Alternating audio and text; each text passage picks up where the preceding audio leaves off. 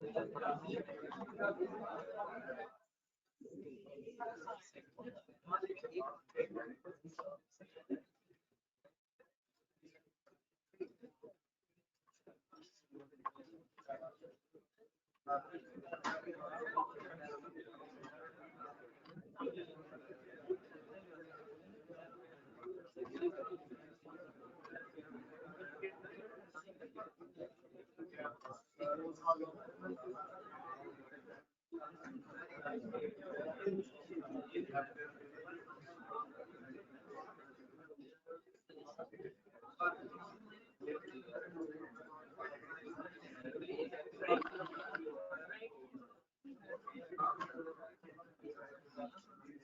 अस्सलाम वालेकुम। ऑनलाइन में आवाज, स्क्रीन और कैमरा क्लियर है? ऑनलाइन में आवाज, स्क्रीन, कैमरा तीनों चीजें डन।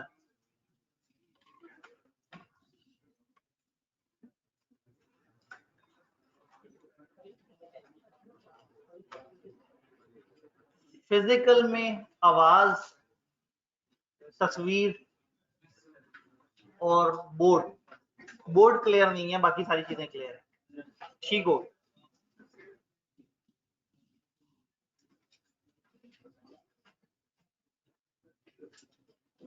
जी इस्माइल भाई आप एक दफा रिकनेक्ट करें, बाकी सब कुछ हो रहा है। कुछ पढ़ा था कल हमने, खरामा पढ़ते पढ़ते। पहली बात तो ये कि आपको आइडिया हो गया होगा, एक एक दिन करके वो अलग अलग अनाउंसमेंट्स कर रहे हैं। किताब आई थी पहले, अब मॉडल पेपर भी आ गया, और उससे अब उन्होंने जो पैटर्न बताया है वो 15 एमसीक्यूज और 85 मार्क्स सब्जेक्ट है। जो ओल्ड पैटर्न 30 और 70 वाला था वो उन्होंने खत्म कर दिया, लेकिन एमसीक्यूज रखे हुए हैं, और अब जो तनासुब है वो 15 और 85 है। अब फर्दर उसकी क्या कैटेगरी है, उसमें से कितना लॉजिकल, कितना रट्टे वाला, वो सेपरेटली बताएंगे। लेकिन अगेन चूंकि जब सब्जेक्ट छोटा किया उन्होंने तो उसमें गहराई तो वो बढ़ाएंगे।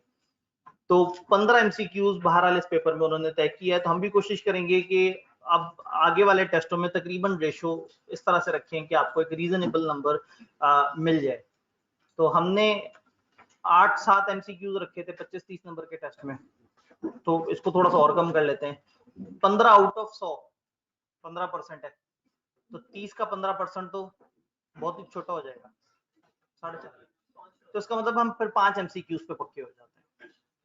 हर टेस्ट में 5 एमसीक्यूज और बाकी सब्जेक्ट है, क्योंकि अब एमसीक्यू का तनासुब थोड़ा सा कम कर दिया। क्लियर है? ये बात अब सबको क्लियर है? ठीक है जी। तो अब हमारा ये जो पैटर्न है वो डिफाइन हो गया, एक एक करके चीजें ओपन होती जा रही हैं।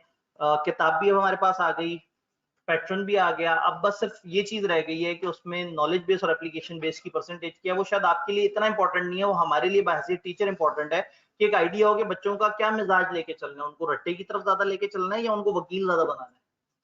तो मैं कोशिश कर रहा होता हूँ कि अंडरस्टैंडिंग को हम पहली प्रेफरेंस दें, लेकिन जहां जहां मैंने आपको बताया था लिस्टें आएंगी, ऐसी चीजें आएंगी जहां आपको लगे कि ये मैं लॉजिक से इतना सब नहीं लिख सकूंगा, वहां थोड़ा सा याद भी कर लिया करें। सिलेबस इतना बड़ा नहीं है कि बीच बीच में आधी चीजों को रट्टा मारते हुए आपको परेशानी हो, बट लॉजिक आपको हमेशा क्लियर होनी चाहिए हर बात।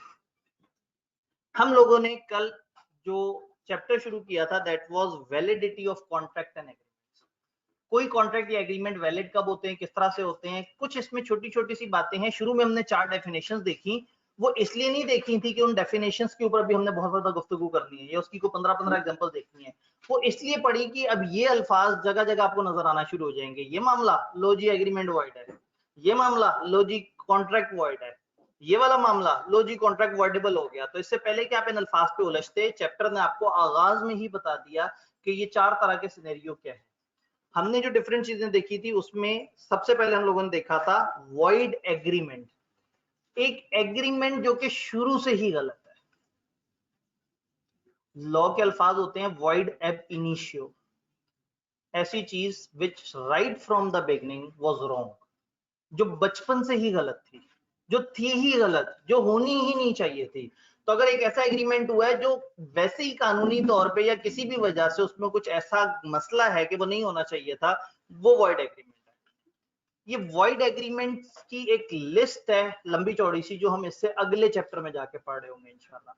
तो अभी सिर्फ ये वर्ड इंपॉर्टेंट है आपके लिए। वॉइड एग्रीमेंट का मतलब एक ऐसा एग्रीमेंट जो at the time of agreement ही गलत था।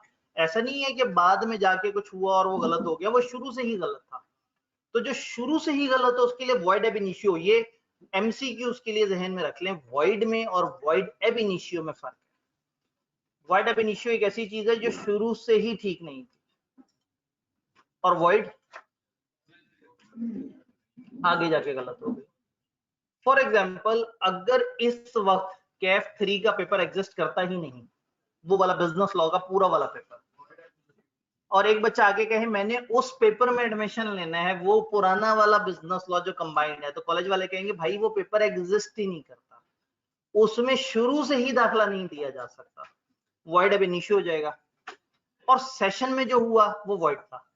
आप लोगों ने एडमिशन लिया था बिजनेस लॉ में, कॉलेज ने आपको बताया कि ये आगे जाके बदल जाएगा, अगर बदल गया तो हम आपको कम दिनों में एडमिशन देंगे, बट उस टाइम पे आप लोगों ने शोर मचा दिया। आपने कहा नहीं जी बिजनेस लॉ बी से शुरू होता है और सी लॉ सी से शुरू होता है, तो हमने तो बी लॉ में एडमिशन लिया था। हमने बताया भाई वो नाम उन्होंने सेम रखा है, लेकिन पिछला जो बिजनेस लॉ है उसके बाद पुराने बच्चों को चॉइस मिल गई, तो दिस इज बेटर कि आप सी लॉ की तरफ आए, वो आसान है। आप बड़े वाले FR1 के साथ वो थोड़ा छोटा वाला लॉ जो इससे छोटा लॉ है उसको कवर कर लेंगे। लेकिन अवाम की तरफ से एक शदीद रिस्पॉन्स आया, तो मैनेजमेंट ने हड़बड़ा के उन्होंने कहा नहीं ठीक है जी, बी लॉ का मतलब बी लॉ ही है, ठीक है, बस ये कैफ 3 के बजाय कैफ 4 हो गया है, तो आपको बी लॉ मिलेगा। और जो लोग सी लॉ अलग से लेना चाहते हैं वो सी लॉ की क्लास में अलग से कर लें। हंगामी बुनियादों पे क्लास अनाउंस हुई इंतहाई गलत टाइम पे, जिस टाइम पे ऑलरेडी बड़े क्लैश थे, तो एक टूटी बच्ची सी बेचारी क्लास ने जन्म ले लिया क्लासें स्टार्ट होने से 1-2 दिन पहले। तो कहने का मतलब है कि ये वॉइड वाला मामला है कि अब अगर आप मैनेजमेंट से जाके झगड़ा करें कि भाई मैंने तो बिजनेस लॉ में एडमिशन लिया था जिसमें 50 नंबर का एमलॉ होता है और 50 नंबर का सी लॉ होता है, तो आपने ये क्या किया, मुझे खाली बी लॉ क्यों, खाली मतलब मर्केंटाइल लॉ वाला पोर्शन क्यों पढ़ा रहे हैं? तो वो कहेंगे आपको नहीं पता, अब बदल गया। इसका मतलब है शुरू में वर्ड नहीं था, शुरू में इस क्लास में एडमिशन वैलिड था, बट आगे जाके हालात ऐसे हो गए कि वो वर्ड हो गए। तो वर्ड का मतलब एक ऐसी चीज जो आगे जाके किसी वजह से खराब हो जाए, और वर्ड एब इनिशियो का मतलब था ही खराब, मसला ही खराब, जो कि इश्यू था। तो वॉइड एग्रीमेंट, चूंकि एग्रीमेंट पहले होता है कॉन्ट्रैक्ट बाद में होता है, अगर एग्रीमेंट के वक्त ही गड़बड़ है तो ये वॉइड एग्रीमेंट है। एग्रीमेंट के वक्त गड़बड़ नहीं है तो ये वैलिड एग्रीमेंट है, और उसकी बिना पर बनने वाला कॉन्ट्रैक्ट भी वैलिड कॉन्ट्रैक्ट बन जाएगा। बट वो वैलिड कॉन्ट्रैक्ट आगे जाके किसी कानूनी वजह से, किसी और वजह से, वो वजह भी हमने आगे बहुत सारी पढ़नी है, अगर खत्म हो जाए तो फिर हम कहेंगे कॉन्ट्रैक्ट वॉइड हो गया। एग्रीमेंट के बारे में हमने बोला था एग्रीमेंट वॉइड है, शुरू से ही वॉइड।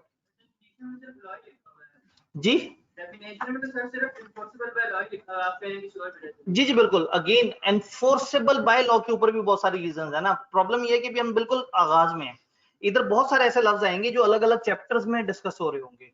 तो हम कहते हैं एक ऐसा एग्रीमेंट जो एनफोर्सेबल बाय लॉ ना हो, कानूनी तौर पे नाफिज ना हो सके। कौन सा कानूनी तौर पे नाफिज नहीं हो सकता?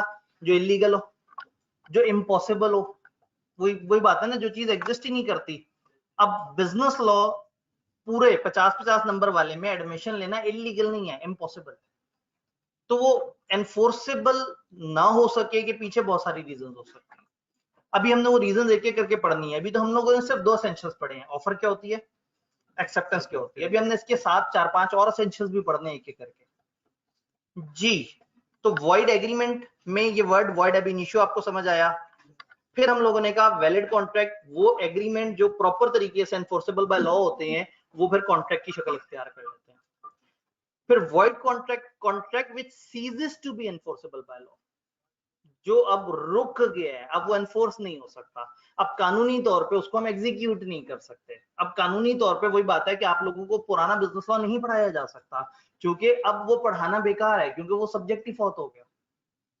तो valid contract was valid, void contract was valid contract at the time of formation but subsequently it ceases। तो void और void ab initio का फर्क समझ आ गया तो मसला यहां तक तो हल हो जाता है। इसके बाद अगला जुमला हम लोगों ने देखा था void able, जो void हो सके, जिसमें ये कैपेसिटी हो कि वो void हो सकता है। इसका मतलब इसमें कोई ऑप्शन है, कोई कंडीशन है जिसकी वजह से वॉइड हो सकता है, ये नहीं पक्का पक्का वॉइड नहीं है। वॉइडेबल का मतलब है कि कहीं किसी एक बंदे ने दूसरे पे जुल्म किया, उस जुल्म की वजह से मजलूम को लॉ ने ये इख्तियार दे दिया कि देखो तुम्हारे साथ जुल्म हुआ है, तुम बताओ कॉन्ट्रैक्ट आगे चलाना है या खत्म करके तुमने डैमेजेस वगैरह लेने हैं। वो भी हम आगे पढ़ेंगे कि खत्म होने के बाद एक पार्टी दूसरे से हर्जाना वगैरह लेती है। तो अगर मजलूम कहे चलाना है तो वो कॉन्ट्रैक्ट वैलिड बन जाएगा, मजलूम कहे खत्म करना है कॉन्ट्रैक्ट वॉइड हो जाएगा। इसका मतलब है वॉइडेबल कॉन्ट्रैक्ट दोनों में से किसी तरफ जा सकता है, और ये डिसाइड जालिम ने नहीं करना, मजलूम ने करना है। मजलूम के लिए अंग्रेजी का लफ्ज क्या इस्तेमाल किया था? Aggrieved party. जालिम के लिए क्या वर्ड इस्तेमाल किया था? Defaulted party. तो an agreement which is enforceable by law at the option of one or more of the parties thereto, thereto ये पुराने जमाने की इंग्लिश, तो one or more of the parties thereto, तो वो जो एक या एक से ज्यादा पार्टीज जो वहां पे मौजूद हैं, वो कौन सी एक या एक से ज्यादा पार्टीज हैं? जो आगे हम कहेंगे मजलूम, but not at the option of the other. और ये अदर से क्या मुराद है? वो जो जालिम डिफॉल्टिंग पार्टी है। तो ये वॉइडेबल कॉन्ट्रैक्ट है। समझाने की मैंने कोशिश भरपूर की है, लेकिन हमेशा रिकमेंड करूंगा जब डेफिनेशन आए उसको हूबहू याद रखें, क्योंकक्योंकि पेपर में आप अपने अल्फाज में लिखने की भी कोशिश करेंगे ना तो शायद उसकी ट्रू लीगल सेंस खत्म कर दें। फिर आप देख रहे हैं आगे ब्रैकेट के साथ सेक्शन 2 आगे 1 लिखा हुआ है इस तरह से, तो अक्सर जगह सेक्शंस का रेफरेंस होगा। हम कॉन्ट्रैक्ट एक्ट पढ़े ना, जो कॉन्ट्रैक्ट एक्ट है उसमें सेक्शंस हैं, हर सेक्शन के अंदर फिर आगे क्लॉजेस होती हैं, क्लॉज में सब क्लॉज होती है, अलग अलग चीजें। तो हमारी किताब वहां से उठा के हमें नोट्स प्रोवाइड करती है। तो अब ऐसे में वो किताब की अपडेशन के बाद दे थिंक के ये जरूरी है कि हम सेक्शन का रेफरेंस दे दें, ताकि अगर कोई बच्चा बहुत ही जज्बाती हो के देखना चाहे कि ओरिजिनल लॉ में ये वाली बात किन अल्फाज से लिखी हुई है, तो वो जाके ट्रेस कर सके कि वहां का कौन सा सेक्शन और वहां की कौन सी क्लॉज है। आपके लिए इसको याद रखना हरगिज जरूरत नहीं, मतलब इस चीज को रट्टा मारने मत बैठिएगा कि सेक्शन 2 का कौन सा सब सेक्शन था या फलाना। ये सिर्फ रेफरेंस के लिए दिया हुआ है, अगर आप बेयर लॉ में ट्रेस करना चाहें, ये आपको नहीं चाहिए, बल्कि मैं इसके ऊपर गिची मिची कर दूं। लो जी, ये तो गिची मिची भी नहीं कर रहा, शायद मैंने गलत कलम उठा लिया, कोई जरूरत नहीं है इसकी। कहीं पता लगे आपके सर ने कहा था लॉ रट्टा है, तो मैं तो सारे सेक्शन नंबर भी, सेक्शन नंबर हमारे से ताल्लुक सिर्फ उतना रखते हैं कि अगर आप ओरिजिनल लॉ में जाके पढ़ना चाहें कि वहां क्या लिखा है, तो बस उतना काफी है। तो ये हम लोगों ने डिस्कशन की थी, यहाँ पे हम लोगों ने अपने मामलात को क्लोज किया था। रीकैप मैंने दे दिया है, रीकैप तक आए हुए जो सवाल है मैं उनको आंसर कर दूंगा। इस दौरान सामने से अगर किसी भाई का सवाल, मैं एक चीज बता दूं, अभी मैंने इनमें से किसी की एग्जांपल्स नहीं दी, मैंने आपको नहीं बताया कि फॉर एग्जांपल जैसे फ्रॉड हो जाए ना तो कॉन्ट्रैक्ट वॉइडेबल होता है, बट ये हमने पूरा एक चैप्टर में पढ़ना है। कोर्शन हो तो वॉइडेबल हो जाता है, फलाना हो तो वॉइडेबल होता है। अभी हमने वो सारी एग्जांपल देखनी है, अभी हमने सिर्फ लीगल वर्ड डिस्कस किया है कि इसका मतलब क्या है, ताकि कल को मैं कहूं लो जी फ्रॉड हो गया, चलो जी वॉइडेबल, तो मुझे समझाना ना पड़े कि वॉइडेबल का क्या मतलब होता है। तो जो चारों अल्फाज हैं इनके मतलब और इन चीजों में आप में से सामने की हाजरीन में से कोई सवाल? सब क्लियर है? वाजी वाह, छा गए आप तो बस ये कोशिश करना है कि ये चीज जहन में रखें, बातें कम बट गहराई जरा ज्यादा है। जी सामने से एक सवाल।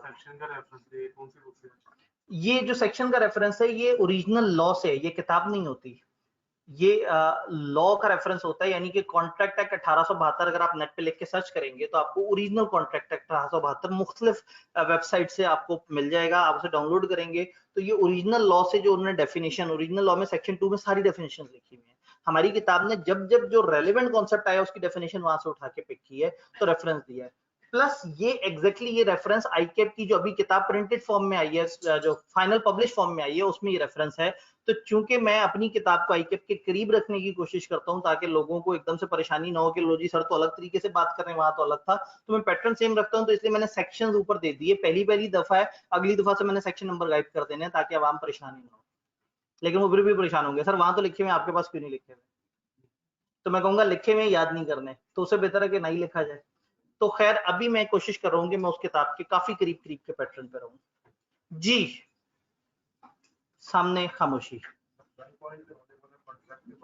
जी सर, क्या गन पॉइंट पे होने वाला कॉन्ट्रैक्ट भी वॉइडेबल हो सकता है? बिल्कुल सही कहा, हम अगले चैप्टर में पढ़ रहे होंगे, इसको कहते हैं कोर्शन, जोर जबरदस्ती, ये भी वॉइडेबल होता है मजलूम के इख्तियार पे।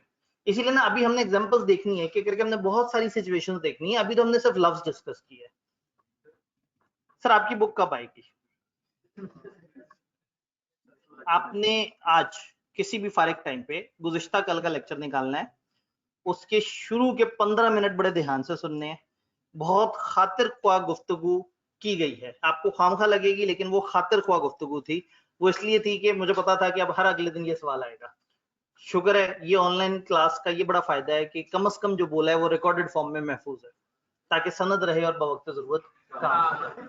ठीक है जी। अच्छा जी सर, वॉइड कॉन्ट्रैक्ट की डेफिनेशन की ट्रांसलेशन करते हैं, थोड़ी कंफ्यूजन हो रही है, देख लेते हैं। वॉइड कॉन्ट्रैक्ट, अच्छा देखें, वैलिड कॉन्ट्रैक्ट क्या है? विच is enforceable by law. Enforceable by law का मतलब है ऐसा कॉन्ट्रैक्ट जिसको कानूनी तौर पर नाफिज किया जा सकता है, यानी कॉन्ट्रैक्ट ऐसा हो जिसको हम इंप्लीमेंट कर सके आसान अल्फाज में। मतलब ये जो हम कह रहे हैं ना एनफोर्सेबल बाय लॉ, इसका मतलब है कि वो जेन्युइन हो, उस पर कोई एतराज ना हो, वो हो सकता हो। A contract which ceases to be enforceable by law, एक कॉन्ट्रैक्ट जो रुक जाए अचानक से नाफिज होने से। एक कॉन्ट्रैक्ट जिसको एकदम से रोक दिया जाए कि नहीं भाई तुम नहीं हो सकते एग्जीक्यूट, ये जो ना एनफोर्सेबल बाय लॉ, वो जिसको लॉ नाफिज कर सके। तो ऐसा कॉन्ट्रैक्ट जिसको नाफिज ना किया जा सकता हो वो वॉइड बन जाता है। ऐसा कॉन्ट्रैक्ट जो सही था, आगे किसी वजह से अब उसके निफाज में मसला आ गया, कोई कानून बदल गया, कोई और इलीगैलिटी हो गई, कोई डेथ हो गई, कोई भी वजह हो सकती है ना भाई। एक बंदे ने दूसरे से कॉन्ट्रैक्ट किया था कि मैं तुम्हारे कॉन्सर्ट पे जाके गाना गाऊंगा, ये भी तो कॉन्ट्रैक्ट है।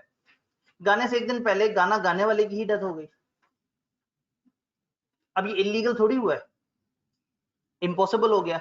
लेकिन अब क्या ये कॉन्ट्रैक्ट एनफोर्स हो सकता है?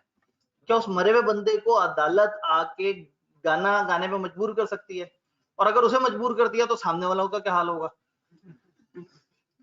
तो इसका मतलब है कि वो कॉन्ट्रैक्ट अब एनफोर्स नहीं हो सकता, वो कॉन्ट्रैक्ट अब नाफिज नहीं हो सकता, वो कॉन्ट्रैक्ट इंप्लीमेंट नहीं हो सकता। तो ऐसा कॉन्ट्रैक्ट जो शुरू में तो ऐसा था कि इंप्लीमेंट हो सके, यानी वैलिड था। वैलिड कौन सा है? एनफोर्सेबल बाय लॉ, वो जिसको कानून जिसको नाफिज कर सके कि हाँ भाई वो जो एग्जीक्यूट हो सके आसान अल्फाज में। तो एक कॉन्ट्रैक्ट जो शुरू में एग्जीक्यूट हो सकता था बट आगे जाके फॉर सम रीजन सीज हो गया, रुक गया, अब वो नाफिज ना हो सके, तो हम कहते हैं कि दैट बिकम्स वॉइड।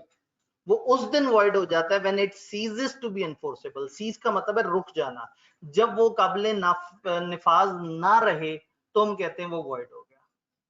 नीचे नोट दिया हुआ, नोट डेफिनेशन का ऐसा नहीं है, ये आपके समझाने के लिए, आप नोट से ऊपर ऊपर को डेफिनेशन काउंट करेंगे। नोट क्या है? वॉइड कॉन्ट्रैक्ट ऐसा कॉन्ट्रैक्ट है was valid contract at time of formation, बनते समय वो वैलिड था, बट सब्सिक्वेंटली बाद में it ceases to be enforceable, वो काबिले निफाज नहीं रहा। तो ये एनफोर्सेबल बाय लॉ को आप कह सकते हैं कि नाफिज हो सकता है। ठीक है जी, मैंने वहां तक सवाल देखे जो रिकैप तक थे और उसके बाद के भी 2-3 सवाल देखे, लेकिन नीचे अब मजीद बच्चों ने बातें शुरू कर दी हैं तो फिर गलत हो जाता है ना।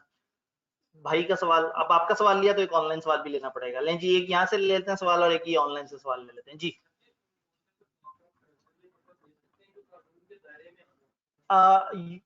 कह सकते हैं असल में ना सिर्फ कानून के दायरे में आना इतना मुनासिब वर्ड नहीं है, हम कह सकते हैं ये वो कॉन्ट्रैक्ट हैं जिसपे कानून को एतराज कोई ना हो, जो नाफिज हो सके, और जो ना एग्जीक्यूट हो तो आप अदालत का दरवाजा खटखटा के कह सकें देखें जी सही कॉन्ट्रैक्ट था और मुझे इन्होंने एग्जीक्यूट करके नहीं दिया। तो एनफोर्सेबल बाय लॉ का मतलब ये, असल में इसका जो असल मतलब है वो भी थोड़ा आगे जाके समझ आएगा।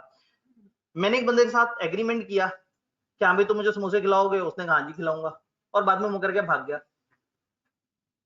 क्योंकि ये कॉन्ट्रैक्ट नहीं था, एग्रीमेंट था, भाग गया, तो मैं उसको अदालत नहीं ले जा सकता कि देखें जिसने मुझे समोसे नहीं खिलाए। लेकिन अगर मेरा किसी के साथ एक प्रॉपर कॉन्ट्रैक्ट हुआ होता, बाइंडिंग कॉन्ट्रैक्ट होता, कानून की नजर में होता, रजिस्टर होता, लिखत पढ़त होती, फलाना फलाना, और उस बंदे ने मुझे कोई चीज सप्लाई करनी होती और मैंने उसे पैसे देने होते, मैंने पैसे दे दिए, उसने चीजें सप्लाई नहीं की, यानी कॉन्ट्रैक्ट एग्जीक्यूट नहीं कर रहा, मैं जाऊंगा अदालत के पास, अदालत का दरवाजा खटखटा के कहूंगा ये देखें कॉन्ट्रैक्ट, ये एग्जीक्यूट होना था, ये एग्जीक्यूट कर नहीं रहा, जरा काइंडली इसको एग्जीक्यूट करवा दें। इसको एनफोर्स कर दें। ऐसा कॉन्ट्रैक्ट जिसमें आप अदालत को जाके उनसे कह सकते हैं कि ये एक जेन्युइन कॉन्ट्रैक्ट है जिसकी एग्जीक्यूशन मेरा हक है, तो ये इसको एनफोर्स कर दें, इसको नाफिज करके दिखा दें। तो वो कॉन्ट्रैक्ट जिसमें आप अदालत को जाके कह सकते हैं कि इसको नाफिज कर दें, वो एनफोर्सेबल बाय लॉ होता है। इसका आसान मतलब हुआ वो कॉन्ट्रैक्ट जो जेन्युइन हो, जिसमें कोई प्रॉब्लम ना हो, जिसके सारे एसेंशियल्स पूरे हों, वो एक वैलिड कॉन्ट्रैक्ट है। और उस वैलिड कॉन्ट्रैक्ट में आप अदालत से जाके मदद ले सकते हैं कि देखिए जी ये कानूनी तौर पे वैलिड कॉन्ट्रैक्ट है, मुझे आपकी मदद चाहिए क्योंकि ये एनफोर्स नहीं हो रहा, ये एग्जीक्यूट नहीं हो पा रहा। क्लियर ये वर्ड? ठीक है, वो भाई जिन्होंने पूछा था, ठीक है, क्लियर। अब यहां से हमें एक सवाल लेना पड़ेगा, वॉइडेबल की भी ट्रांसलेशन कर दें, और दूसरा what is different between devoid and void? Void मैंने पढ़ा दिया है, डिवॉइड का लफ्ज मैंने अब तक इस्तेमाल ही नहीं किया, तो ये सवाल वॉइड एब इनिशियो है। सवाल ही गलत है, ये शुरू से ही गलत है। ठीक है, वॉइडेबल की भी ट्रांसलेशन कर दें। लें जी, वॉइडेबल की भी ट्रांसलेशन कर लेते हैं। आप दी सली सर्विसेज के साथ हम हाजिर। N agreement which is enforceable by law. अब एनफोर्सेबल बाय लॉ आपको समझ आता है, एक एग्रीमेंट जो कि प्रॉपर हो, जो कि सही वाला एग्रीमेंट हो। Eight the option of one or more of the parties, एक ऐसा एग्रीमेंट जो सही कहलाया जा सके एक आध पार्टी की तरफ से, but not at the option of the other और अदर, और दूसरे की तरफ से नहीं। यानी एक ऐसा कॉन्ट्रैक्ट जिसमें हम किसी एक पार्टी को इजाजत दे रहे हैं, तुम बताओ इसको एनफोर्सेबल करना है या नहीं करना। और ऑब्वियसली जिससे हम पूछ रहे हैं वो है मजलूम पार्टी, उसके साथ कुछ ऐसा जुल्म हुआ है कि उसको इजाजत दे रहे हैं, बताओ अब इस कॉन्ट्रैक्ट की एनफोर्समेंट तुम चाहते हो या तुम चाहते हो कि इस कॉन्ट्रैक्ट को मनसूख कर दिया जाए। अब उस बंदे के पास ऑप्शन आ गया, वो उसे वॉइड भी कर सकता है और वो उसे वैलिड भी कह सकता है। वैलिड कहेगा तो हम कहेंगे ये एनफोर्सेबल बाय लॉ है, और वॉइड कहेगा तो हम कहेंगे अब ये एनफोर्स नहीं हो सकता क्योंकि उस मजलूम ने कह दिया है कि इसको खत्म कर दिया जाए। तो नीचे जो ब्रैकेट में लिखा हुआ है, contract is voidable eight the option of aggrieve party, मजलूम पार्टी की तरफ से वो वॉइडेबल है, and not at the option of defaulting party. जालिम नहीं, मजलूम को इख्तियार मिला है वॉइडेबल। वॉइडेबल एक खूबसूरत से इख्तियार को कहते हैं जिसमें आप उस बंदे को जो मजलूम है उसे कहते हैं तुम बताओ क्या करना है, कंटिन्यू करना है या छोड़ दें। जो वो फैसला करेगा कानून उस फैसले का एहतराम करेगा और फिर उसी के मुताबिक आगे के एक्शन होंगे। लें जी, अब हमने फिजिकल ऑनलाइन एक्सटेंडेड सवाल भी ले लिए, अब कहानी को हमें एक दर्जा आगे बढ़ाना पड़ेगा। कॉन्ट्रैक्ट वैलिड कब होगा? ये जो हम इतनी देर से बात कर रहे हैं एनफोर्सेबल हो एनफोर्सेबल हो, कॉन्ट्रैक्ट होता ही वो एनफोर्सेबल है जिसकी शराइत पूरी हो। कुछ शर्तें हम पढ़ चुके हैं, ऑफर, एक्सेप्टेंस, ऑफर के अंदर की गिरें, एक्सेप्टेंस के अंदर की गिरें। अच्छा, मजे की बात है भी, जब किताब आप में से कुछ लोगों ने अगर सॉफ्ट में डाउनलोड करके देखी हो तो आपने देखा होगा कि चीजें वही हैं, तरतीब ऊपर नीचे कर दी। असेंशियल को असेंशियल का नाम नहीं दिया, कुछ चीजें ऊपर कर दी, कुछ चीजें नीचे दिखा दी। रेवोकेशन पहले आगे थी, उसको बीच में ले आए, यानी कि उन्होंने साबित किया कि हमने काम किया। इसीलिए मुझे बड़ी खुशी हुई उस फैसले पे कि जब हमने चैप्टर 2 से आगाज किया था, कि मुझे था कि इसके अंदर जितना मर्जी गड़बड़ कर लें, इसको बढ़ा नहीं सकते, इसको कम कर सकते, क्योंकि ये ओरिजिनल लॉ में ही भी इतना ही लिखा हुआ। तो उससे अब फायदा ये हुआ है कि हमने पढ़ तो लिया है, लेकिन किताब की तरतीब से आप थोड़ा सा परेशान हो सकते हैं। तो मैं उस गुज़िश्ता चैप्टर की भी इसी तरह से आपको हैंड आउट दे दूंगा इंशाल्लाह ताला, ताकि आप उस पीछे वाले को भी उस नई तरतीब के साथ थोड़ा सा आप उससे दोस्ती कर लें। डन। कॉन्ट्रैक्ट कब वैलिड होगा? जब उसके एसेंशियल्स पूरे होंगे। एसेंशियल्स में से हमने ऑफर पढ़ लिया, हमने एक्सेप्टेंस पढ़ लिया। अब कुछ और बातें। एग्रीमेंट कॉन्ट्रैक्ट तब बनेगा जब इसमें फॉलोइंग कंडीशंस हो। इनके साथ कुछ और बातें आपको पता होनी चाहिए। ऑफर और एक्सेप्टेंस का चूंकि तस्करा हो चुका है तो यहाँ पे हम उसका जिक्र नहीं करें, क्योंकि ऑफर और एक्सेप्टेंस से तो ऑलरेडी एग्रीमेंट बन जाता है। तो ने कहा पहले ऑफर और एग्रीमेंट मिलके, ऑफर और एक्सेप्टेंस मिलके एक एग्रीमेंट बनेंगे। अब इस एग्रीमेंट को वैलिड होने के लिए मजीद कुछ शराइत चाहिए। 5 एक्सप्रेस शराइत इन्होंने लिखी, इसके अलावा भी कुछ होती हैं जिसका किताब एक आध और जगह पे जाके डिस्कस कर रही होगी। अभी इन्होंने कहा कि 5 चीजें जरूरी हैं। ये पहला और आखिरी पॉइंट हम अगले चैप्टर में पढ़ेंगे, और दरमियान वाले 3 पॉइंट इसी चैप्टर में पढ़े होंगे इंशाल्लाह, जो हमारा चैप्टर चल रहा है। उन्होंने कहा ये एग्रीमेंट कॉन्ट्रैक्ट तब बनेगा जब this is made by the free consent. Consent का मतलब रजामंदी, फ्री का मतलब मुफ्त, जो मुफ्त में मान जाए। ऐसा कॉन्ट्रैक्ट जिसमें दूसरा बंदा मुफ्ती मान जाए, मुफ्त में मान जाए, ऐसे ही है? नहीं, ये वो वाला फ्री नहीं है। फिर कौन सा फ्री है? आजाद वाला फ्री। ऐसा कॉन्ट्रैक्ट जिसमें रजामंदी आजाद हो। कभी सुने किसी से कि रजामंदी को कैद कर लिया? यस, कभी कभी एक बंदा जो अपनी मर्जी का इजहार कर रहा होता है वो बड़ी मजबूर सी मर्जी होती है। जैसे घर वाले आपसे कहते हैं ना बेटा पढ़ना शुरू कर दो, आप कहते हैं जी जी बिल्कुल। ये जो आपने ये जो रजामंदी दी होती है ना, ये फ्री कॉन्सेंट नहीं कहलाएगी। ये रजामंदी या किसी खौफ या किसी एहतराम के ताबे है। खौफ हो या एहतराम हो, आपका दिमाग आजादी से रजामंद नहीं हुआ, किसी वजह से रजामंद हुआ है, तो ये आजादी नहीं मानी जाएगी। हम इसके ऊपर अगले चैप्टर में बहुत बड़ी डिस्कशन करेंगे कि फ्री कॉन्सेंट से क्या मुराद है। 5 ऐसी सिचुएशंस होती हैं जिसमें आपकी आजादी सल्ब हो जाती है दिमाग की। वही फॉर एग्जांपल जैसे एक भाई ने कहा कि गन पॉइंट पे अगर कॉन्ट्रैक्ट हो, अब गन पॉइंट वाला कॉन्ट्रैक्ट तो नहीं कहलाएगा ना फ्री कॉन्सेंट। कॉन्ट्रैक्ट तब कॉन्ट्रैक्ट होगा जब उसमें दोनों पार्टीज आजादी दिमाग के साथ, फ्री कॉन्सेंट के साथ राजी हो, अपनी खुशी से राजी हो, किसी मजबूरी, दबाव या गलतफहमी के बायस राजी ना हुई। इन सब पे अलग अलग बात होगी, अभी हम सिर्फ एक एक करके। तो फ्री कॉन्सेंट का मतलब है पार्टीज की रजामंदी अपनी मर्जी से होनी चाहिए, ना कि किसी वजह से। Number 2, parties making the agreement are competent to contract. वो पार्टीज जिनके दरमियान कॉन्ट्रैक्ट हो रहा है वो कंपिटेंट भी हो कॉन्ट्रैक्ट करने की। एक 6ठी क्लास का बच्चा है, नीचे कहे मुझे बिजनेस लॉ की क्लास में एडमिशन चाहिए,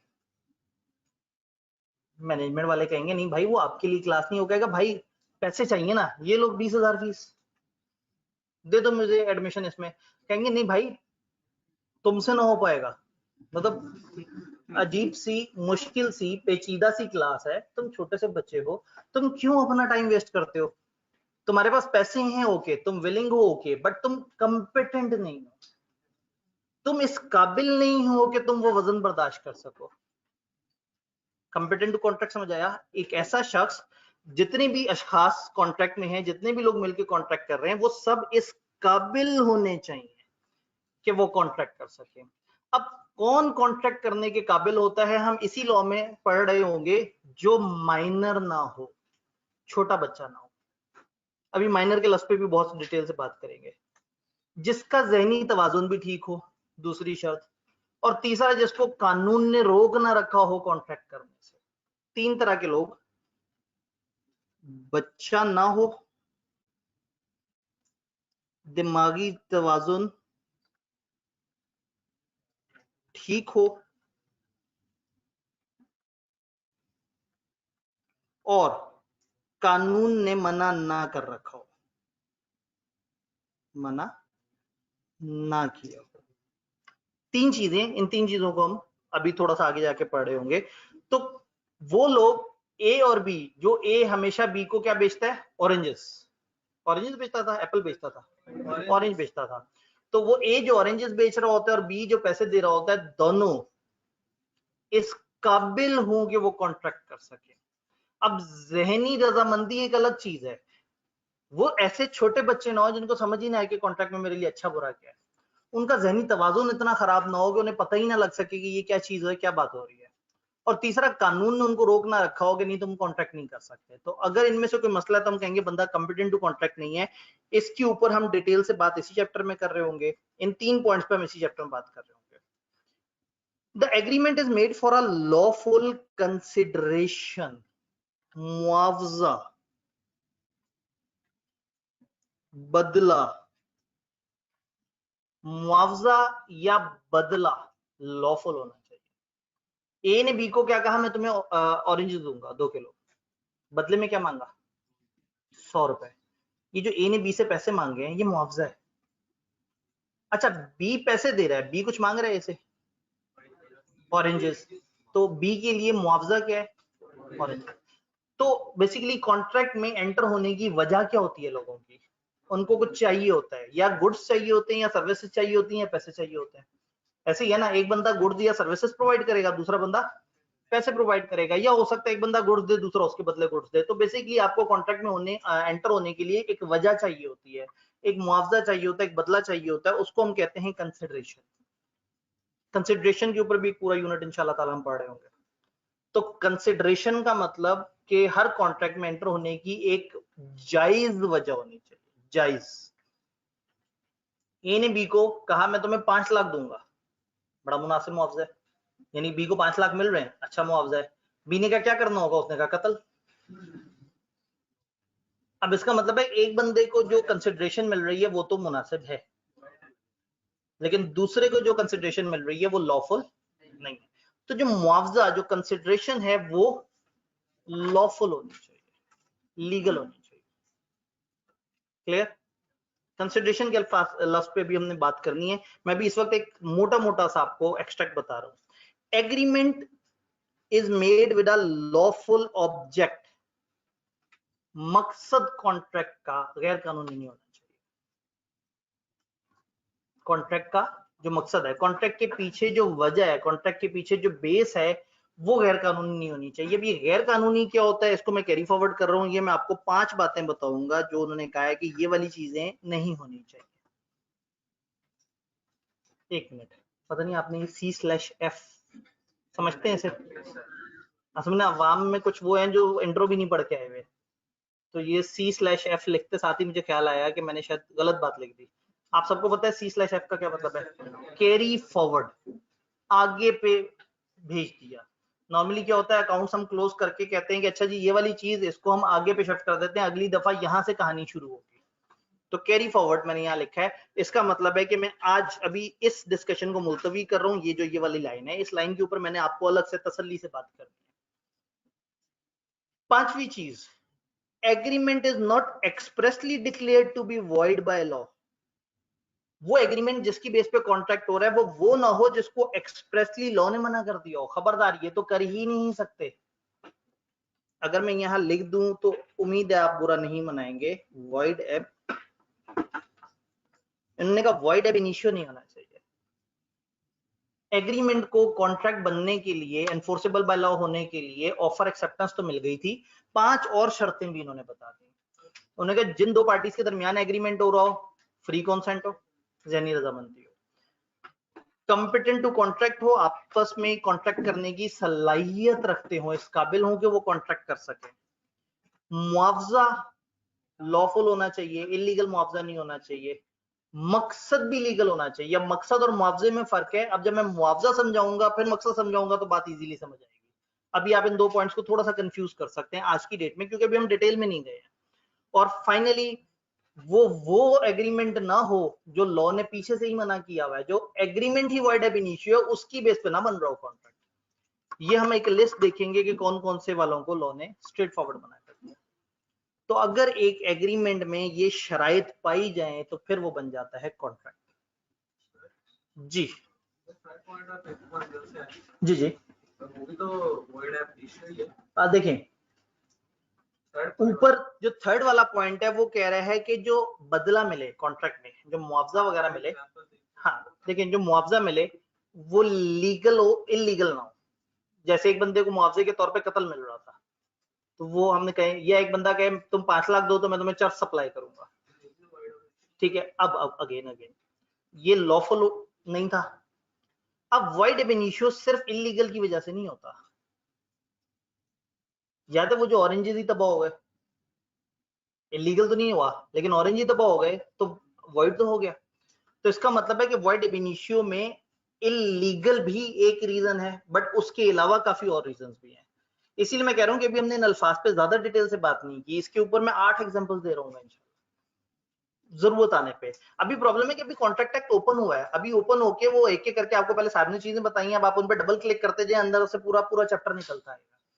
हर चीज के ऊपर एक पूरी पूरी डिस्कशन होगी हमारी।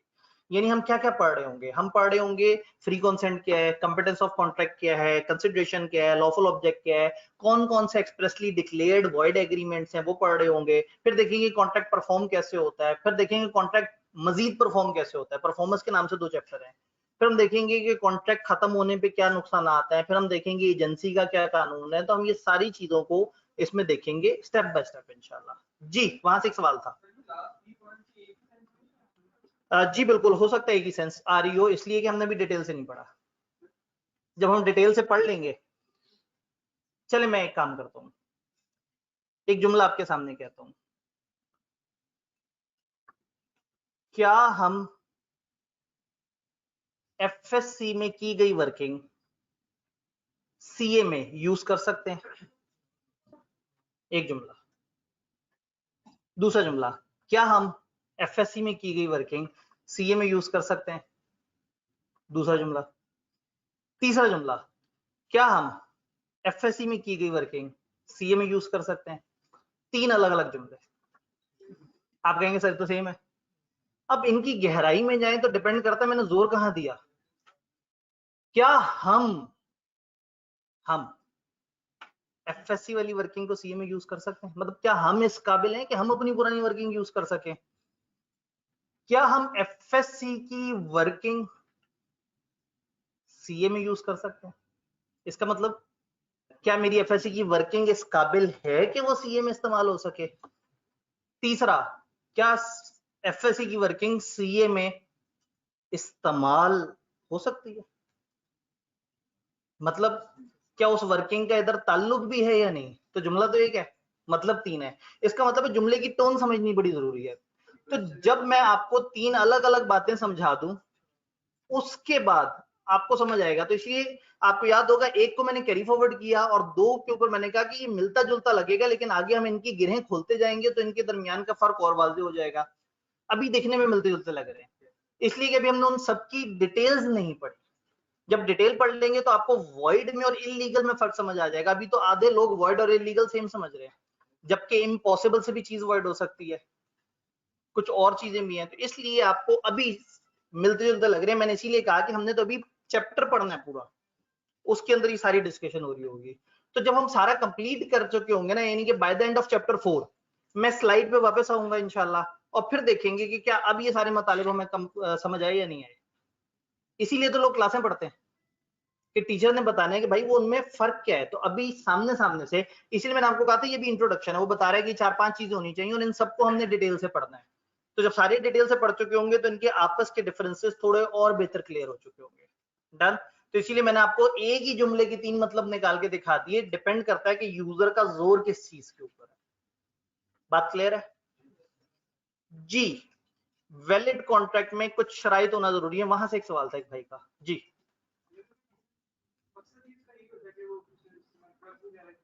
ठीक है जी बिल्कुल। अगर एक बंदे का मकसद ही गलत है तो उसको हम कॉन्ट्रैक्ट एक्ट के अंदर वाला कॉन्ट्रैक्ट नहीं कहेंगे।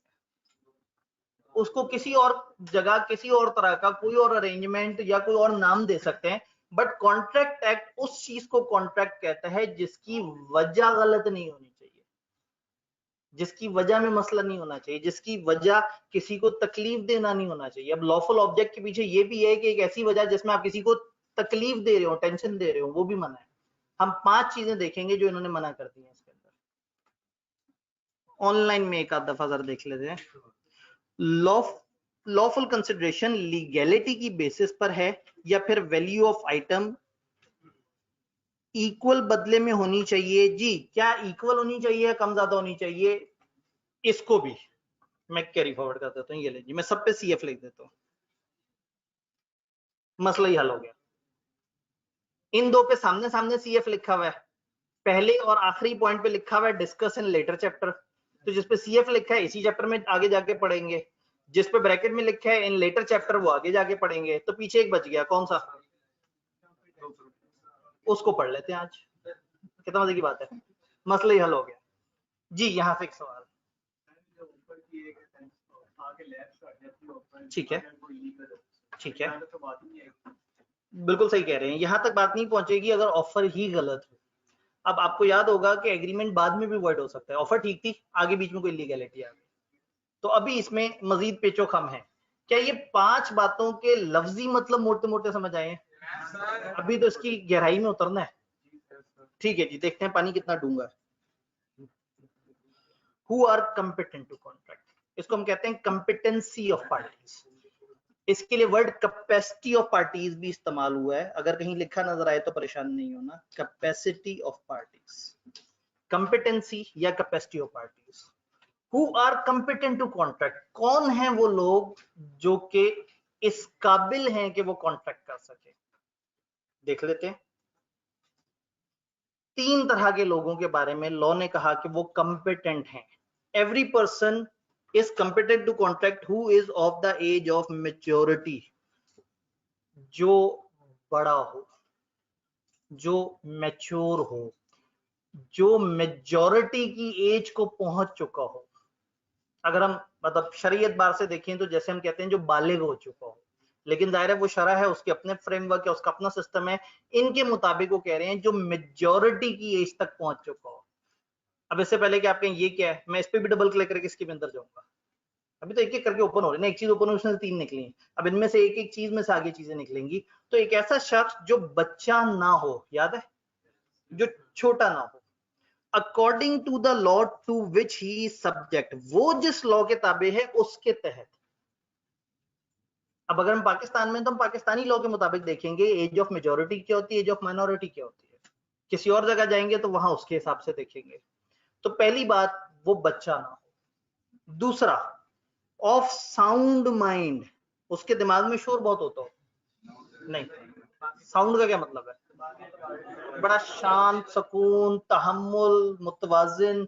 साउंड माइंड का मतलब है कि वो जहनी तौर पे ठीक हो, वो साउंड हो। अनसाउंड का मतलब है जो जहनी तौर पे ठीक नहीं है। तो कौन कॉन्ट्रैक्ट कर सकता है, जो बच्चा ना हो, पहली बात, जिसका दिमागी तवाजुन भी ठीक हो। ये बातें मैंने पीछे वाली स्लाइड पे भी थोड़ी थोड़ी सी लिखी थी। तीसरा, who is not disqualified from contract by any law to which he subject. He subject का मतलब है जिसको वो फॉलो करता है। तो जिस लॉ को वो फॉलो करता है उसमें से किसी लॉ ने उसे मना ना कर दिया, खबरदार तुम कॉन्ट्रैक्ट नहीं कर सकते, तो ये फिर हम कहेंगे कि वो शख्स कॉन्ट्रैक्ट कर सकता है जो बच्चा भी नहीं है, जिसका जहनी तवाजुन भी ठीक है, एंड उसको कानून ने मना भी नहीं किया हुआ कॉन्ट्रैक्ट करने से। ये एक एसेंशियल है, ये पूरा हो जाए लेकिन कोई दूसरा एसेंशियल आउट हो जाए तो भी कॉन्ट्रैक्ट नहीं हो सकता। अब तो हम एक एसेंशियल को पढ़े ना कि कंपिटेंट ऑफ कॉन्ट्रैक्ट का क्या मतलब है। जी, वहां से एक भाई परेशान थे। जी, लॉ ने ये जो नॉट डिस्क्वालिफाइड है, हाँ, कुछ लोगों को लॉ एक लिस्ट जारी कर देगा, वो कहेगा ये लोग कॉन्ट्रैक्ट नहीं कर सकते। एक छोटी सी एग्जांपल दे देते हैं, जैसे एक बंदा जेल में कैद हो गवर्नमेंट की तरफ से, तो गवर्नमेंट कह देगी इसके साथ कोई कॉन्ट्रैक्ट ना करे। इस तरह की कुछ एग्जांपल्स हम देख रहे होंगे इंशाल्लाह, या आज लेक्चर के एंड पे या इंशाल्लाह कल। अभी तो मैंने बात ही नहीं की, मैंने कब आपको पढ़ाया, मैं तो एक एग्जांपल सी दी ना। और मैंने आपको क्या कहा कि अभी आगे जाके हम एक लिस्ट पढ़ेंगे, जब लिस्ट पढ़ाऊंगा तो उस लिस्ट के ऊपर डिस्कशन होगी ना। ये ऐसे ही है जैसे मैं आपसे कहूं कुछ इदारे होते हैं नॉट फॉर प्रॉफिट, आप कहें सर जरा समझाएं कैसे, तो मैं कहूं जैसे यूनिवर्सिटियां और आईकैप। आप कहेंगे अच्छा यूनिवर्सिटियां, सर यूनिवर्सिटियां कितनी तरह की होती हैं, मैं कहूंगा गवर्नमेंट की भी होती है, प्राइवेट।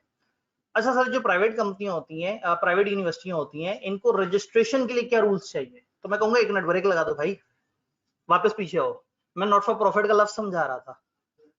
समझ रहे हैं, हम मुद्दे से बहुत दूर चले जाते हैं। आप कहते हैं सर इसका क्या मतलब, मैं कहता हूँ आगे पढ़ाऊंगा, आप कहते हैं नहीं नहीं सर अभी थोड़ा सा तो बता दे, हल्की सी एग्जांपल। मैं एक एग्जांपल देता हूँ, आगे चलने लगता है, आप कहते हैं सर इस एग्जांपल में ये वाला नुक्ता बता दे। अच्छा, वो नुक्ता बताया, फिर आगे सर उस नुक्ते के आगे वाला नुक्ता तो आपने नहीं बताया। तो वक्त आने पे वो वाली चीज डिस्कस होनी है।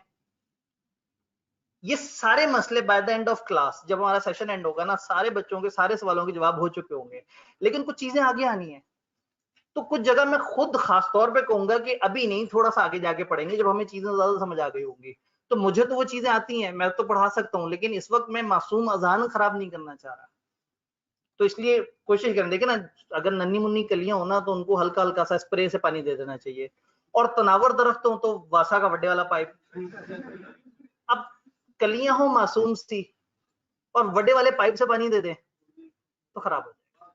तो इसलिए ना एक दफा ये कलियां तनावर दरख्त बन जाएं, ये इतने बड़े हो जाएं कि इनको समझ आ सके, तो फिर सारी बातें हम करेंगे। तो अभी जिधर मैं कहूं कि आगे जाके पढ़ेंगे तो उसमें थोड़ा सा समझ जाएं कि मैंने किसी वजह से क्या आगे जाके पढ़ेंगे। तो हम आगे जाके इसके वो इस पे डबल क्लिक करना है अभी, जब करेंगे उस वक्त जब वो सामने लिखा हुआ आएगा तसल्ली से बात करेंगे। क्लियर? तो ये समझना बड़ा जरूरी है जी। बिल्कुल, इस पे अभी मैंने डबल क्लिक करना है। बस अभी समझ लें कि जो बड़ा हो बच्चा ना हो।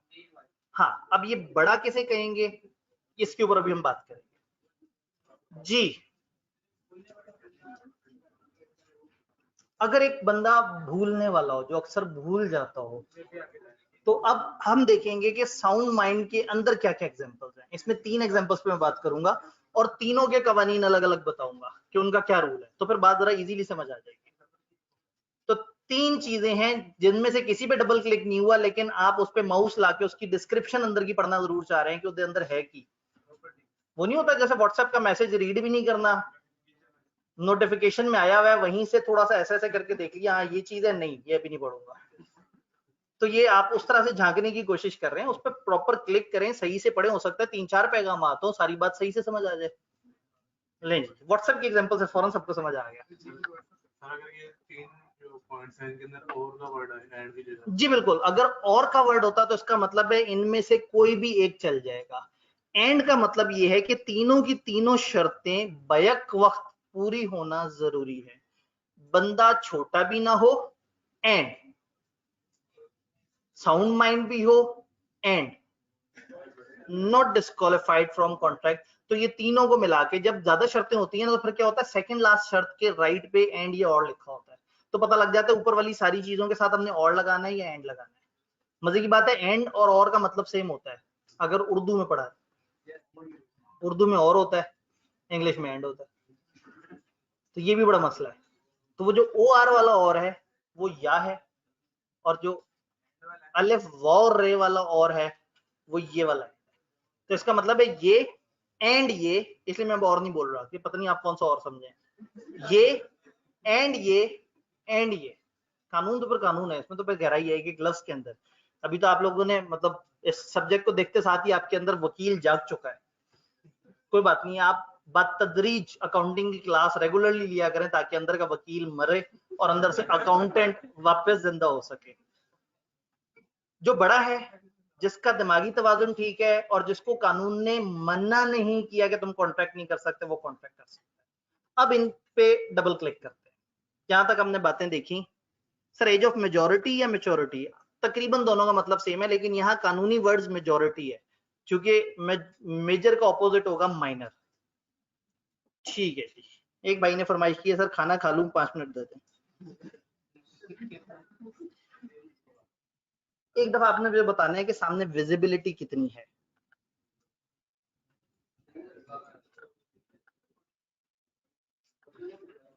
क्या आपको लिखा नजर आ रहा है कि सामने माइनर लिखा हुआ है? मसला हल होगा। माइनर किसे कहते हैं? जो मेजर ना हो। और मेजर किसे कहते हैं? अब सवाल ये है कि माइनर कैसे कहेंगे। नॉर्मल केस की बात करते हैं। नॉर्मल केस,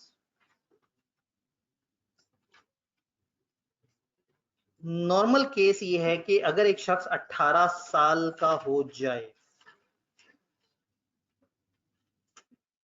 तो वो माइनर की डेफिनेशन से बाहर निकल जाता है। और अगर वो 18 साल से कम हो, चाहे 5 मिनट कम हो, वो माइनर कहलाएगा। अब ये 18 साल से क्या मुराद है? जिस दिन उसकी 18वीं सालगिरह वाला दिन चढ़े रात 12 बजे, पूरे 12 बज के चंद मिली सेकेंड हुए हो, तो वो मेजर हो जाएगा। यानी वो रात 12 बजे से 10 मिनट पहले कॉन्ट्रैक्ट करने की सलाहियत नहीं रखता, और रात 12 बजे जैसी उसकी 18वीं सालगिरह वाला दिन आया है, जो एन उसकी 18th बर्थडे है, उस गुज़िश्ता रात, क्योंकि अंग्रेज का दिन रात 12 बजे शुरू हो जाता है, तो रात 12 बजे आप माइनर की डेफिनेशन से निकल जाएंगे जी। जी, जिन्होंने लिखवाई ही गलत हो, जो कानूनी नजर में आपकी, वही बात है कि जो आपके डोमिसाइल पे, आपके बर्थ सर्टिफिकेट पे, आपके पे फॉर्म पे, आपके इस तरह के डॉक्यूमेंट पे जो कानून की नजर में आपकी एज है, उसके हिसाब से जब आपके 18 साल पूरे के पूरे हो जाए, 18वां साल स्टार्ट नहीं, 18 पूरे साल कंप्लीट हो जाए तो फिर हम कहेंगे कि आप माइनर नहीं रहे। इससे पहले पहले वो शख्स कानूनी एतबार से कॉन्ट्रैक्ट करने के लिए कॉम्पिटेंट नहीं है। लेकिन जाहिर है वो कॉन्ट्रैक्ट करना चाहेगा कुछ जगह। एक छोटा बच्चा है फॉर एग्जांपल, उसको कहीं कोई चीज किराए पे लेनी है, कोई चीज की खरीदो फरोख्त करनी है और कोई वाली वारिस भी आसपास नहीं है, तो कॉन्ट्रैक्ट वो तो कर लेगा लेकिन फंसेगा दूसरा बंदा, क्योंकि ये कॉन्ट्रैक्ट एनफोर्सेबल नहीं, ज्यादा एनफोर्सेबल। ये बच्चा अगर चीजें लेके भाग गया, बच्चा है ना छोटा सा, तो कानून में जाके आप ये नहीं कह सकते जी ये बच्चे से रिकवरी करा के दें। वो कहे आपको पता था ये बच्चा होगा, हाँ तो बस ठीक है फिर एंजॉय करो। वो तो बच्चा है, वो तो शरारती है, उसका क्या कहना। तो एक बच्चा जो कि अभी 18 साल कंप्लीट नहीं कर चुका वो कहलाएगा माइनर। तो नॉर्मल एज माइनॉरिटी की 18 साल से नीचे है, 18 या उससे ऊपर को मेजर कहेंगे। ये मेजर से मुराद है अब वो बड़ा हो चुका है, माइनर का मतलब है वो छोटा है। ये जो छोटा बच्चा है ये कॉन्ट्रैक्ट असूलन नहीं कर सकता, लेकिन अगर करेगा तो नुकसान इसे नहीं है, सामने वाले बंदे को। तो ये पहले तो हो गई एज नॉर्मल केस में। अब होता ही है कि कई दफा कुछ लोगों का इवन प्रॉपर्टी की खरीदो फरोख्त, बहुत सारे और ऐसे मामलात हैं जिसके अंदर आपको वो एज चाहिए जिस एज में आप लीगली इस काबिल हों कि आप कॉन्ट्रैक्ट कर सकें। अब पता नहीं आप लोग इसको लॉ के साथ बहुत सारे और लॉस कनेक्टेड और इस लॉ में भी जिक्र आएगा। 18 साल से पहले आपको लीगल राइट्स सारे नहीं मिले हुए होते।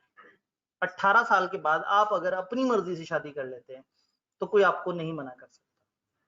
मतलब ये 18 साल की एज आपको कानूनी तौर पे एक ऐसा शहरी बना देती है जो वालिदैन के तसल्लुत से आजाद हो चुका है। उससे पीछे की चीजें, उससे पीछे के जितने भी मामला आते हैं वो आपके वालिदैन के साथ काउंट हो रहे होते हैं।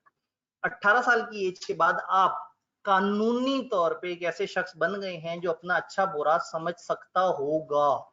कानून को ऐसा लगता है कि ये बंदा अब अपने मामलात को डील कर सकता है। बात समझ आई? बहुत पेचीदा बात नहीं थी। तो ये है नॉर्मल केस 18 साल का। कभी कभी गार्डियन अपॉइंट हो जाता है। गार्डियन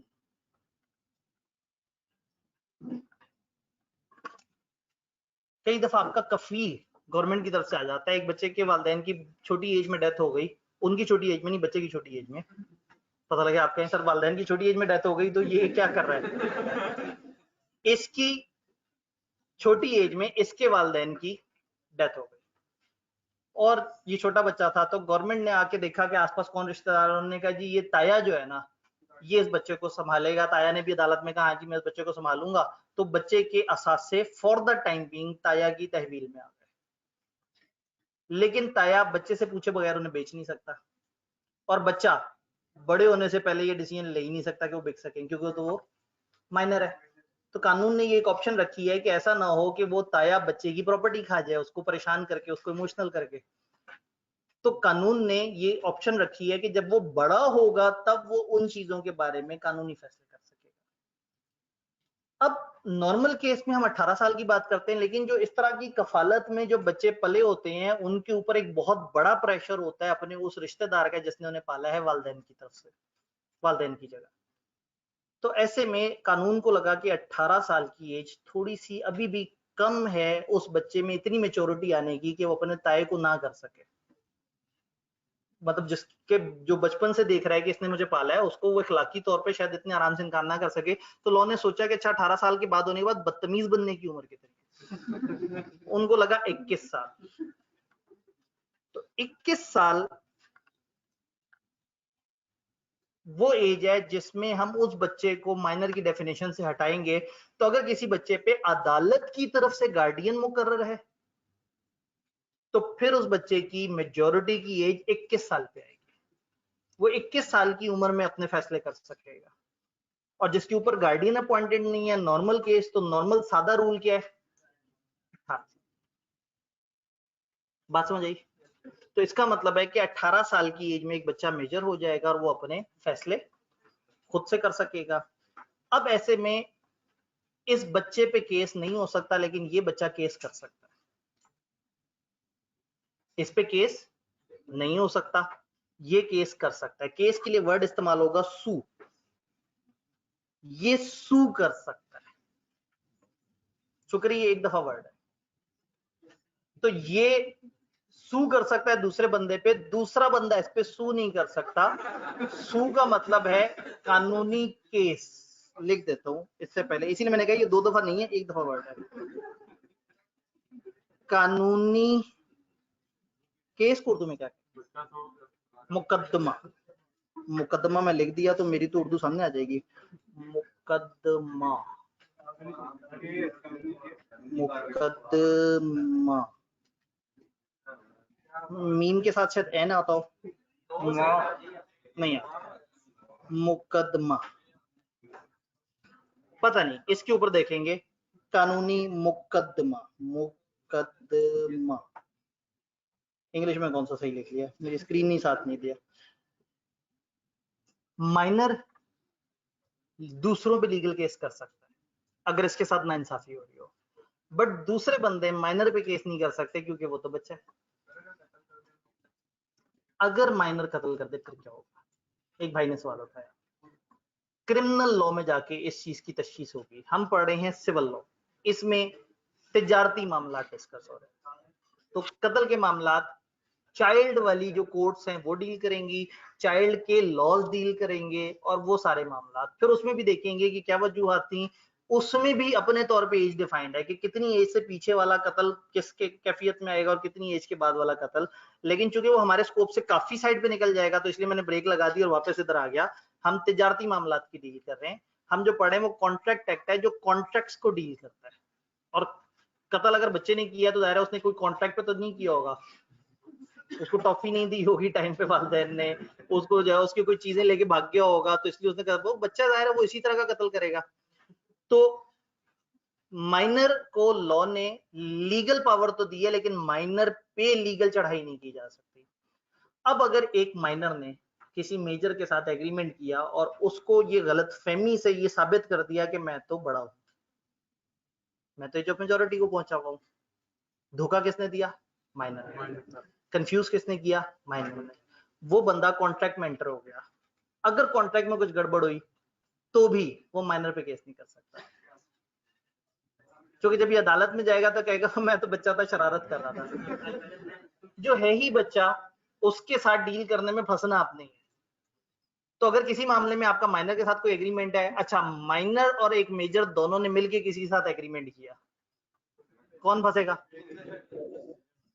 तो बस ये आपको समझ आना चाहिए कि माइनर और मेजर में फर्क है।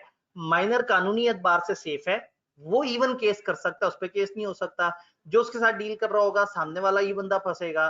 तो माइनर को लॉ ने काफी ज्यादा बेनिफिट्स दिए हैं। टाइम पे वो माइनर है, लेकिन जब प्रॉब्लम हुआ तब तक वो मेजर। बड़ी खूबसूरत बात कर दी इन्होंने। इसके लिए मैं एक वर्ड इस्तेमाल करूंगा, रेटिफाई। रेटिफाई, रेटिफाई का मतलब होता है बाद में तस्दीक करना। कई दफा क्या होता है, एक मामला अभी डन हुआ, कुछ आगे जाके आपने तस्दीक की कि उस मामले में ये ऐसे था, ये रूल यूं इंप्लीमेंट होना था। कॉमन कॉन्ट्रैक्ट्स में बाद में जाके तस्दीक की जा सकती है, तस्दीक की जा सकती है, बट माइनर के लिए रूल ये है कि eight the time of making contract and eight the time of ratification, ये वाला काम वो माइनर नहीं होना चाहिए। तो अगर उसके बचपन में कोई एग्रीमेंट हुआ और बाद में उसने ओके कर दिया कि हाँ भाई मैं राजी हूं इस गुज़िश्ता एग्रीमेंट पे, तो हम कहेंगे नहीं, eight the time of formation of contract आप माइनर थे, तो उसको शुरू पीछे से हुए हुए कॉन्ट्रैक्ट को बाद में रेटिफाई भी नहीं, यानी कि उनकी तस्दीक भी नहीं कर सकता। क्लियर है? इस पे एक और रूल भी अप्लाई नहीं करता, उसको हम कहते हैं एस्टॉपल का रूल। लेकिन ये एस्टॉपल वाला वर्ड हम लोगों ने जरा काफी आगे जाके पढ़ना है, तो एस्टॉपल का लफ्ज देख के परेशान नहीं होना, वो एक कानून है खास किस्म का, वो आगे जाके आएगा। जी ठीक है, जी बिल्कुल। अगर तो बच्चे के नाम पे बिजनेस हो रहा है तो वो बिजनेस वैसे ही गलत है। कुछ लॉ अलाउ करते हैं, कुछ लॉ अलाउ नहीं करते। खरीदो फरोख्त के जो बिजनेसेस हैं वो अलाउ हो जाते हैं, लेकिन जो प्रॉपर्टी को नाम पे करने वाले या कुछ और इस तरह के होते हैं उसमें बड़ी सारी पेचीदगियां होती हैं। तो जिस भी कानून के तहत उन्होंने वो किया फिर वो कानून उसे पकड़ेगा। इस वक्त हम पढ़ रहे हैं कॉन्ट्रैक्ट एक्ट। कॉन्ट्रैक्ट एक्ट ने मना कर दिया कि बच्चे के नाम पे कॉन्ट्रैक्ट नहीं होगा, और अगर होगा या कोई भी मामला होगा तो बच्चे पे किसी किस्म का लीगल केस नहीं हो सकता, ना सारी पावर्स मिलेंगी ना सारी लायबिलिटीज मिलेंगी। तो यूं समझें कि वो बस एक एग्रीमेंट सा है जिसकी कानूनी हैसियत नहीं है। हाँ, लेकिन माइनर कब केस कर सकता है? जब माइनर्स के हकूक पामाल किए जा रहे हो, जब कोई इसकी प्रॉपर्टी छीन रहा हो, जब कोई इसके साथ नाइंसाफी कर रहा हो, तो फिर लॉ ने इसको इख्तियार दिया है। वो क्या दिया है, कितना इख्तियार दिया है, वो हमें लॉ ने नहीं बताया। माइनर के बारे में उन्होंने 4-5 मोटी मोटी बातें बताई जी। माइनर को अगर कोई शख्स अपना नुमाइंदा बना के कहीं भेजे और वो गलती कराए तो बड़े वाला पकड़। तो ये कॉमन रूल आपको समझ आ गया कि जो मेजर है वो पकड़ा जाएगा, माइनर के ऊपर कोई जिम्मेदारी नहीं है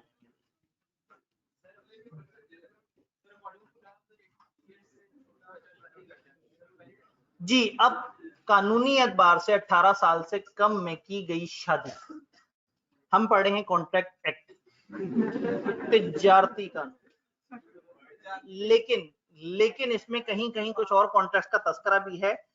कॉन्ट्रैक्ट एक्ट के मुताबिक तो गलत है, बट पाकिस्तान में हमारे शरिया, हर मुल्क के लॉ का सोर्स होता है ना, तो कौन सा कानून, तो हमारे यहाँ चूंकि ये इस्लामी जमहूरिया पाकिस्तान है, तो अगर इस्लाम के कानून ने कोई ऐसी बात की है जो हमारे मुल्क के किसी लॉ के साथ क्लैश में है, तो फिर हम इस्लाम का कानून फॉलो करेंगे। इस्लाम ने एक बंदे को बालिग होने पे ये इजाजत दे दी है कि वो शादी कर सकता है, ठीक है। तो उन्होंने सने बलूगत का ताल्लुक ईयर से नहीं रखा, उस बंदे की कैपेसिटी के हिसाब से रखा है कि वो मैच्योर हो जाए और अपना अच्छा बुरा सोच सके। तो इस्लामी नजर में इंसान बालिग होने पे मैच्योर हो जाता है, बट अंग्रेजों की नजर में वो 18 साल की का होने की सूरत में वो मैच्योर होता है।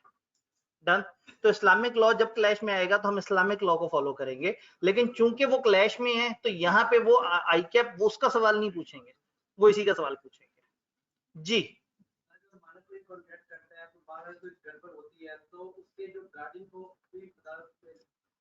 अगर वो गार्डियन साथ इन्वॉल्व था, तो अगर उसने रिप्रेजेंट किया था भाई ये मेरा नुमाइंदा है, तो फिर वो गार्डियन पकड़ा जाएगा। अगर माइनर खुद ही से जाके कोई कॉन्ट्रैक्ट कराया और कोई गड़बड़ हो गई, तो कल को बेचारे रोते ही रह जाएंगे जिनके साथ गड़बड़ हुई है, क्योंकि उन्होंने एक ऐसे बंदे के साथ कॉन्ट्रैक्ट कर लिया था who was not competent. Minor और मेजर की गिरहें खोलते थे जी। मेजर अगर माइनर के साथ नाइंसाफी करे, अभी थोड़े पहले मैंने कहा माइनर केस कर सकता है, हाँ। माइनर को लॉ ने इख्तियार दे दिया है, मेजर को इख्तियार नहीं दिया। मेजर का नुकसान भी मेजर के जिम्मे, मेजर के सारे मामला उसके जिम्मे। माइनर का फायदा हो तो मजे की बात है, नुकसान हो रहा हो केस कर सकता है जी। कॉन्ट्रैक्ट देखिए, कॉन्ट्रैक्ट वैलिड है या नहीं, माइनर ने तो फायदा उठा लिया। कॉन्ट्रैक्ट वैलिड नहीं था, अगला बंदा अदालत में जाएगा, कॉन्ट्रैक्ट वैलिड नहीं था, तो कहेंगे जब वैलिड नहीं है तो हमारे पास क्या करने आए हो? तुम्हारे साथ एक बच्चे ने मजाक किया है, बच्चा तुम्हारी चीजें खो के ले गया है, कागज पे आपस में लिखत पढ़त करके प्रॉपर, तो तुमने जो हरकत की है तो बोंगी मारी है, उस बंदे के साथ कॉन्ट्रैक्ट तो हो ही नहीं सकता था। अब तुमने अगर कॉन्ट्रैक्ट कर लिया, हमने तो मना किया था, हमने कहा था ये तो एनफोर्सेबल बाय लॉ ही नहीं है, अब तुम आके हमें क्यों कह रहे हो कि हम इसको एनफोर्स कर दें? बात समझ आ रही है? तो माइनर वाला बड़ा मजेदार सा मामला है, वो किसी और कानून के अंदर आता है जी। लॉयर के साथ अरेंजमेंट होता है, लॉयर तो हर किसी को सर्विस प्रोवाइड कर सकता है, तो उसके साथ अरेंजमेंट होता है। अगेन वही बात है कि मैं एक दफा फिर से याद दहानी करा दूं, मैं आपको पढ़ा रहा हूं कॉन्ट्रैक्ट एक्ट 1872, जो इसके अंडर होने वाले कॉन्ट्रैक्ट्स हैं उसमें माइनर का रोल मैं आपको बता रहा हूं। अब अगर आप कहें सर माइनर फौज में जा सकता है या नहीं, और अगर फौज में नहीं जा सकता तो वो मेजर कैसे बना आगे जाके? तो मैं आपसे कहूंगा भाई फौज का कानून भी अलग है, फलाना अलग है। इस वक्त हम तिजारती कानून के अंदर पढ़ रहे हैं कि अगर एक माइनर कॉन्ट्रैक्ट एक्ट के अंदर एक कॉन्ट्रैक्ट कर जाता है तो उसमें क्या शरई अहकाम आता है? वो माइनर से कॉन्ट्रैक्ट करता है तो माइनर को ठीक है, तो वो जब मेजर हो जाता है माइनर, तब मेजर जाके डील करता है। नहीं, वही बात इन्होंने कहा, अगर शुरू में कॉन्ट्रैक्ट हुआ और उस वक्त नुकसान हो रहा था एक बड़े आदमी को और बाद में वो बच्चा बड़ा हो गया तो क्या उस पर केस कर सकता है? नहीं। Eight the time of formation भी मेजर होना चाहिए। अगर eight the time of formation minor है तो बड़े होके भले खुद कहे कि इस कॉन्ट्रैक्ट को मैं लीगल शक्ल देना चाहता हूँ, कानून कहेगा नहीं, नया कॉन्ट्रैक्ट कर लो, पुराने वाले को तुम रेटिफाई नहीं कर सकते। रेटिफाई समझ आ रहा है? बाद में तस्दीक नहीं कर सकते जी। माइनर मेजर का कॉन्ट्रैक्ट हुआ है तो माइनर कैसे इन्फोर्स कर सकते हैं क्योंकि वो कॉन्ट्रैक्ट वैलिड नहीं है। हाँ, माइनर इन्फोर्स नहीं कर सकता। तो अगर मेजर से ज्यादती कर रहे हैं तो माइनर कॉन्ट्रैक्ट को साबित करे ना करे, उस नाइंसाफी को साबित कर दे बस। कॉन्ट्रैक्ट को तो वो नहीं एग्जीक्यूट करा सकते। कॉन्ट्रैक्ट वैलिड नहीं है लेकिन इंसानियत तो वैलिड है ना, तो इंसानियत की बिना पे केस होगा कि एक इंसान ने एक मासूम बच्चे के साथ हक तलफी की है।